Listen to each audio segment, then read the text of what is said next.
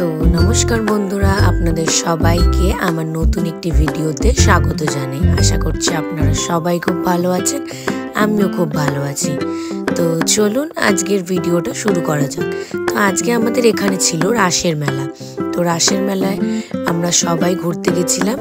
আমি, ভাই, বাবা, মা আর কাকা এসেছিল বলে সেদিন কাকাকেও নিয়ে গেছিলাম।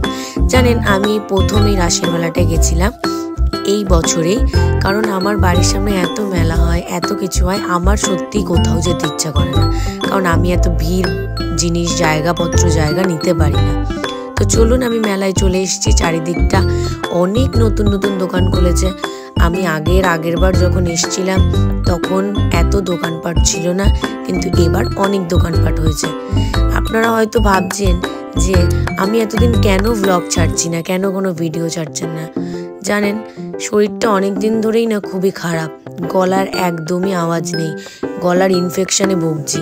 তবুও আপনারা হয়তো আমার গলার আওয়াজটা শুনে একটু বুঝতেই পারছেন যে আমার গলাটা একটু খারাপ হয়ে গেছে। তো আশা করছি এরপর থেকে ভালো আরও নতুন নতুন ভিডিও আপনারা পাবেন। এই ভিডিওটা আমি ছোট করে দিচ্ছি কারণ আমার গলা সত্যি খুব খারাপ, আর আমি ভালো বেশি ক্লিপও তুলতে পারিনি, এত ভিড় ছিল মেলায়। তো চলুন, এখানে মেলা ঘুরছি আমরা।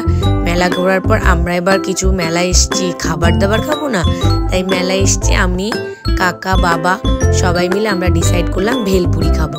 তো আমরা ভেলপুরি খাওয়ার জন্য দোকান খুঁজছিলাম।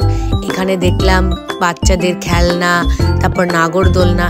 জানেন, এই মেলা দেখলে আমার খুব ছোটবেলার কথা মনে পড়ে, কারণ আমরা ছোটবেলায় এই মেলার জন্যই কি করতাম, মেলায় শুধু খেলনা কিনতে আসবো বলে কি ভাবতাম যে মেলায় গেলে ছোট ছোট খেলনা কিনবো। তো এই জন্যই আশা করছি ভিডিওটা তোমাদের ভালো লাগবে। নতুন নতুন ব্লগগুলো তোমরা দেখতে থাকো, ভালো নতুন নতুন আরও ব্লগ আসছে। তো এরপর আমি দেখছিলাম যে এখানে অনেক ছোট ছোট মাটির তৈরি জিনিস ছিল, আর খুবই সুন্দর হাতের কাজ এনাদের, যেগুলো খুবই নিখুঁত, আমার খুবই ভালো লেগেছে। আমি এখান থেকে আমার গোপালের জন্য ছোট্ট একটা গরু নিয়েছি। আমি অনেক কিছুই খেলনা নিয়েছি গোপালের জন্য, আর আমার জন্য এই আংটিটা নিয়েছি। তো এরপর আমরা মেলা ঘুরে চলে গেলাম মোমো খেতে, কারণ মেলাতে শুধুমাত্র ঘুগনি ছাড়া আমাদের আর কিছুই ভালো লাগেনি। তো আমাদের এই মোমোর দোকানটা, যেখান থেকে আমরা প্রায় মোমো খাই, এটা সত্যি খুবই ভালো মোমো, যেটা তোমরা আমার আগের ব্লগেও দেখেছো। তো সেদিন আমরা মোমো খাওয়ার পর চলে গেলাম কাবাব খেতে।